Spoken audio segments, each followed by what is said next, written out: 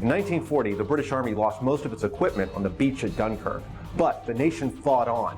And to keep fighting, they needed the right tool, and that gun was the Sten machine carbine. As of 1940, England found itself in a little bit of a dire situation in terms of equipping its fighting forces with a submachine gun. Their situation was they were buying American-made Thompson submachine guns. They were buying as many as they possibly could. For them, the war started September 1st, 1939. But the American military was beginning to gear up for what they considered to be an inevitable rendezvous with World War II. And because of that, the American military was wanting more and more of the production of Thompson submachine guns to stay in country to equip our military. And as that was the case, the British sought to develop their own submachine gun.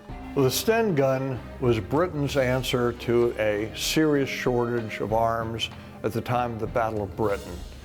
As a response to that, the colonel who was in charge of weapons development at the Enfield arms manufacturer, got together with one of the chief arms designers and draftsmen, a gentleman with the last name Turpin, and this Colonel Shepard and Turpin sat down and in very short time designed a submachine gun which carried the British through all of World War II. It's an example of what you can do in a hurry with relatively common tools, more or less primitive materials, and still get very effective weapons if you are willing to put a little quality where it needs it. And the Sten gun fills that niche perfectly. And as a consequence, it proved to be a wonderful weapon. The British dropped tens of thousands of them by parachute and by landing boat into occupied Europe during World War II. So the Sten gun could not have been more simple. It was a direct blowback submachine gun with a fixed firing pin protruding from the face of the bolt. It weighed just over 7 pounds. It was not designed to be an attractive firearm, and it certainly wasn't. It was designed to fight and win a war, and that it did.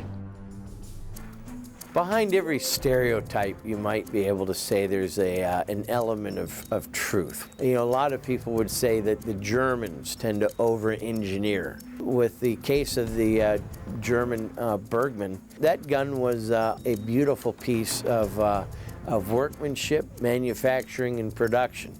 But the Sten gun is literally a streamlined version of that original Bergmann. In fact, the parts are physically interchangeable. The real shortcoming was the magazine, which paradoxically the British copied from the Germans. The Sten is basically an Irma magazine, a double column, single position feed magazine, which is not the best suited for reliability in a submachine gun. There were 5 different marks that came out during the war, and there were literally millions of them produced. Most of them were the Mark IIs, but the Mark III comes out. You're dealing with minimal parts. They got it down to 47 parts for the whole gun. Later in the war, beginning with Operation Market Garden, the Allied invasion of Holland in September 1944, you begin to see the Sten Mark V, which is kind of a product improvement of the Sten. You start to see wooden furniture on the firearm, the ability to accept a bayonet. Now, before war's end, over 4 million Sten guns have been produced. It remains into the 1950s. Ultimately, the English replace it with the Sterling submachine gun, but the Sten guns are still there and they're still being used. Born of necessity during the Second World War, the perfect culmination of industrial manufacturing techniques that were oriented towards speed of production and economy of scale.